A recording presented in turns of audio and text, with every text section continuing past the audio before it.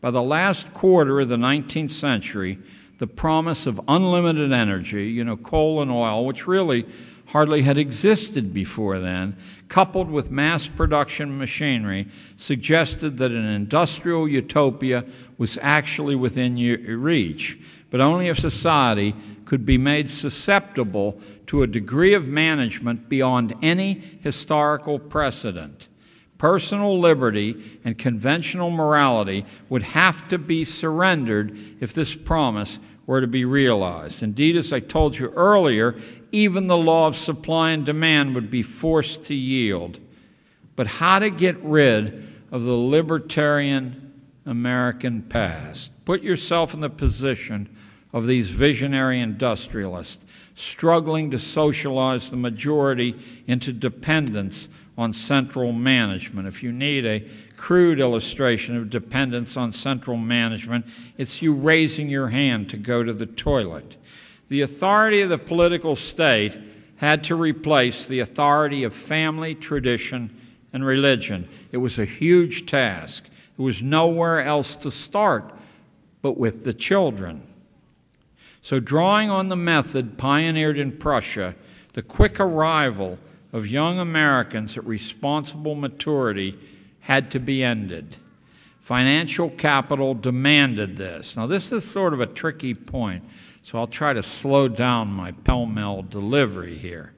Financial capital demanded this. Why would anyone make huge investments in mass production machinery that was certain to obsolete itself in a couple of years, unless the markets could be guaranteed? Unless this could be done, capital would not be forthcoming, and we would have an entirely different sort of economy than the one we have.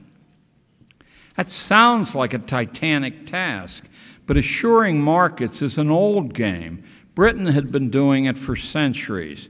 Competition can be muted a lot of ways, through trust formation, through government regulation, through government subsidies that stack the market deck, and in many ways unknown to the butcher, the baker, or the candlestick maker. But not so easy was convincing our uniquely productive population to give up its traditional yearning for independent livelihoods. The majority had to be retrained to think of itself as employees and as consumers instead of producers. A job is what someone else gives you. Otherwise, the perils of overproduction would frighten away the investment that centralized industrial growth depends upon. And so, mass schooling of a compulsory nature was given its teeth between 1905 and 1915. I believe a little bit earlier than that in Canada, because Canada was often used as the testing ground for these ideas. We'd see how much resistance, I believe it's Bruce Cooper's The Making of the Educational State, written by a Canadian about the Canadian experience, that will tell you how vigorously Canadians resisted this and how the Army was called out frequently to shove it down their throats. I guess that's much different than the usual story you hear that a grateful populace welcomed these people, maybe like the Americans marching into Paris after World War II. I don't think that happened.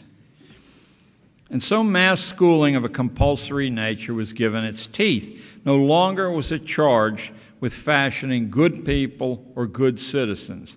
Now it was directed, exactly as it had been in northern Germany, to the inculcation of habits, fears, appetites, and attitudes useful to management. That's all you need to know to understand what standardized testing is. That is all you need to know. It measures nothing else.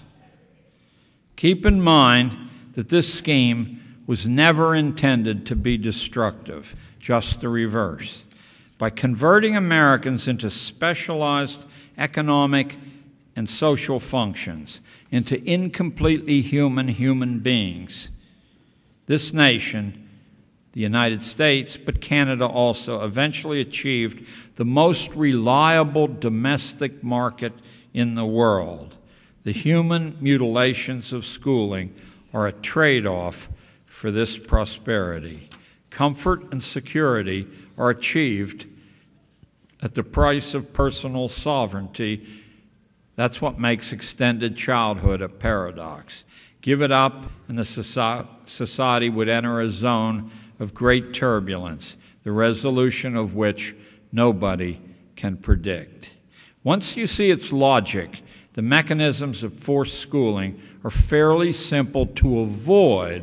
And now, in my strange Pittsburgh manner, I'll get to something positive here, because by knowing and seeing clearly this negative foundation, you can in fact contradict it point by point.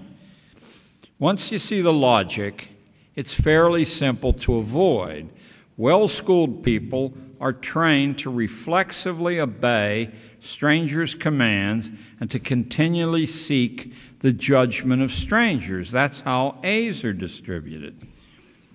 Later on, after the school game is over, advertising and advocacy journalism paid for by advertisers slips easily into the role of school teacher. Well-schooled people have a low threshold of boredom. They need constant novelty to feel alive. With only the flimsiest inner life, they must stay in touch with official voices through television, radio, internet, cell phone, commercial music, and other commercial entertainments, pop journalism, and shallow friendships exchanged on a regular basis.